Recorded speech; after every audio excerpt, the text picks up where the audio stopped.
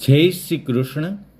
આજે આપણે આજના દિવસ વિશેની વાત કરીશું કે આજનો દિવસ એ કેવો છે.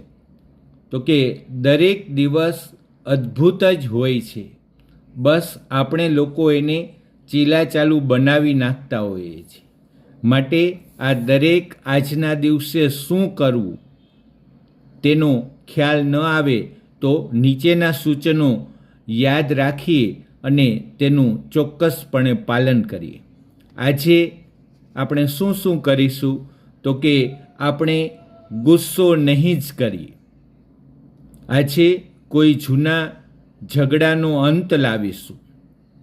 ભૂલાઈ ગયેલા કોઈ મિત્રને ફોન કરી અને એની સાથે વાતચીત કરીશું.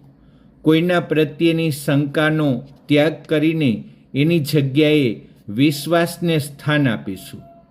કોઈ સ્નેહીજનને એક પોસ્ટકાર્ડ લખીશું. જે જીવનમાં હતોત્સાહ થયેલી વ્યક્તિ છે તેને જીવન જીવવાનું બળ મળે એ માટે એને હિંમત આપીશું. જૂના રાગ દ્વેષને દૂર કરીશું. કોઈ પાસે એક દિવસ પૂરતી પણ ક્યારેય પણ કોઈ અપેક્ષા રાખીશું નહીં, અને રાખતા હઈશું તો પણ હવે પછીથી એ અપેક્ષા ઘટાડી દઈશું. આપણા હક માટે જરૂર લડીશું, પણ બીજાના અધિકાર પર તરાપ કદી પણ નહીં મારી એનું ધ્યાન રાખીશું. આપણું નાનકડું કામ પણ કોઈ કરે તો એનો દિલથી આભાર માનીશું. જૂના અને વાહિયાત ડરને મગજમાંથી આપણે હંમેશને માટે કાઢી નાખીશું. થોડોક સમય કુદરતના સૌંદર્યને માણવા માટે કાઢીશું.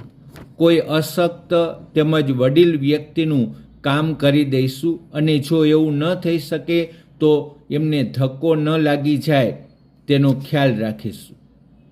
હા, આજે ચાલો દુનિયાને, મિત્રોને, સગાવાલાઓને અને સંબંધીઓને ખુલ્લા દિલથી કહી દઈએ કે આપણે એમને ખરેખર હૃદયપૂર્વક ચાહીએ છીએ અને એ લોકો આપણા માટે અમૂલ્ય છે.